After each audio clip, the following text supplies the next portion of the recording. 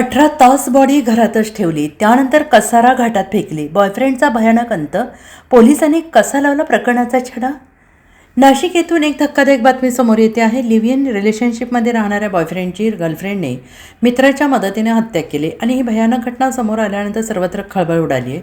मिळालेल्या माहितीनुसार गर्लफ्रेंडने मित्राच्या मदतीने घरातच बॉयफ्रेंडची गळा चिरून हत्या केली. वसंत गोरखनाथ सातपुते असं 40 वर्ष मृत व्यक्तीचं नाव आहे. संशयितांनी सातपुते यांची हत्या केल्यानंतर मृतदेह तब्बल 18 तास घरातच ठेवला. त्यानंतर कारमधून घेऊन जात असताना कसारा घाटात फेकला. मन सुन्न करणारी ही गोष्ट म्हणजे सातपुते यांचा मृतदेह फेकल्यानंतर संशयित व्यक्ती मुंबईत फिरली. त्यांनी रक्ताचे डाग देखील पुसले आणि या प्रकरणी कोणताही गुन्हा दाखल झालेला नसताना पोलिसांनी गुप्त माहितीच्या आधारावर गुन्हा उघडकीस आणला आणि मिळालेल्या माहितीनुसार संशयित हसीना शेख, तिचा मित्र साहिल शहाम आणि साथीदारांनी कारमधून मृतदेह नेल्याची गुप्त माहिती पोलिसांना मिळाली होती आणि त्यानंतर पोलिसांनी मोठी कारवाई केली. मिळालेल्या माहितीच्या आधारे पोलिसांनी कसारा घाटात शोध घेतला. त्यानंतर मृत व्यक्तीची ओळख पटवण्याचे काम पोलिसांनी सुरू केलं असता तो वसंत गोरखनाथ सातपुते असल्याचं स्पष्ट झालं आहे. पोलिसांनी केलेल्या कारवाईनंतर हसीना शेख आणि मित्र साहिल शाह दोघांना अटक करण्यात आली आहे. समोर येत असलेल्या माहितीनुसार मृत सातपुते सतत हसीना यांचे पैसे चोरायचा, मद्यपान देखील करायचा. एवढंच नाही तर त्याला जुगाराचं व्यसन लागल्याचा संशय व्यक्त करण्यात येत आहे आणि या कारणामुळे दोघांमध्ये सतत वाद व्हायचे. सातपुते मारहाण शिवीगाळ करत असल्याने हसीना त्रस्त झाली होती. त्यामुळे मित्राच्या मदतीने सातपुतेचा काटा काढल्याचं सांगितलं जात आहे. सध्या या प्रकरणी पोलीस अधिक चौकशी करत आहेत. दिनांक 6 ऑगस्ट 2026 रोजी पहाटे ही घडलेली घटना आहे. याबाबत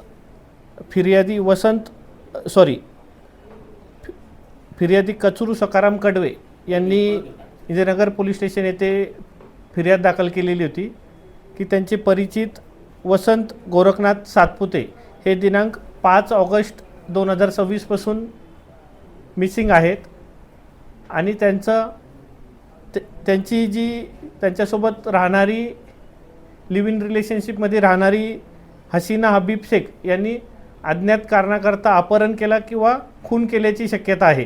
या अनुषंगाने इंदिरानगर पोलीस स्टेशन येथे गुन्हा दाखल होता.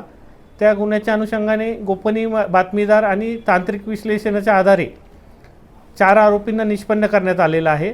आरोपींनी गुन्ह्याची कबुली दिलेली आहे. त्यासोबतच आरोपींनी निवेदन पंचनाम्यामध्ये अपहरण केलेल्या व्यक्तीचा खून करून पुरावा नष्ट करण्याच्या उद्देशाने प्रेत हे कसारा घाटामध्ये टाकलेलं होतं.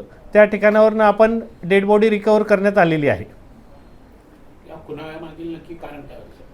यामधील मयत आणि आरोपी हसीना हे मागील 15 ते 16 वर्षापासून लिव्ह इन रिलेशनशिपमध्ये राहत होते.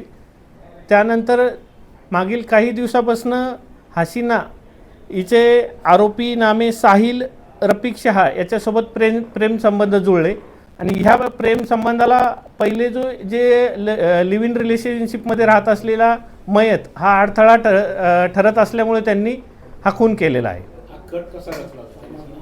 हा दिनांक 6 ऑगस्ट रोजी पहाटेच्या वेळेला साधारण 3 ते 4च्या दरम्यान आरोपी यांनी हसीनाचं जे घर आहे त्या ठिकाणी मयत हा झोपलेला असताना झोपेत असताना त्याच्यावरती वार केला आणि चाकूनी त्याचा गळा कापून खून केला आणि त्यानंतर दुसऱ्या दिवशी 7 तारखेला त्याचं प्रेत हे पुरावा नष्ट करण्याच्या उद्देशाने कसारा घाटामध्ये एका इर्टिका गाडीमध्ये नेऊन टाकलं. हे तपासामध्ये निष्पन्न झालेलं आहे.